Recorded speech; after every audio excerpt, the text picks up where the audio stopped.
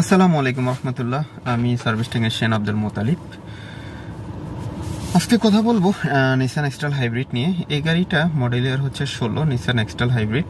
এই গাড়িটা আমার কাস্টমারের কমপ্লেন ছিল, ওনার গাড়িটা যখন উনি রানিংয়ে যেত 30-45 স্পিডে হঠাৎ গাড়িটা ধাক্কা মারতো, এবং উনি যখন জামে দাঁড়ায় থাকতো, যখন সিগন্যাল ছাড়তো উনি হয়তো ব্রেকটা ছেড়ে দিয়েছে, গাড়ি মুভমেন্ট করে না। যখন অ্যাক্সেলারেশন দেয় কিছুক্ষণ পরে গাড়িটা ধাক্কা মেরে তারপর সামনের দিকে অগ্রসর হয়, এবং মাঝে মধ্যে গাড়িটা রানিংয়ে হাইব্রিড থেকে ইঞ্জিনে গেলে বিকট শব্দ করে। তো ফাইনালি উনি আমাদের সাথে যোগাযোগ করে, আমি গাড়িটা রিসিভ করি। আলহামদুলিল্লাহ আমি গাড়িটা কাজ করেছি, এখন ভালো। আমি গাড়িটা টেস্ট ড্রাইভ করেছি, আমি অলরেডি কাস্টমারের বাসায় এসেছি গাড়িটা হ্যান্ড ওভার করার জন্য। আমি গাড়িটা ডেলিভারি দিতে এসেছি, আলহামদুলিল্লাহ গাড়িটা ঠিক আছে। তো আপনাদের এই ধরনের প্রবলেম হলে আমাদের সাথে যোগাযোগ করতে পারেন, আমরা অ্যাভেলেবেল এই কাজগুলো করে থাকি। ঠিক আছে, আজকে এ পর্যন্তই।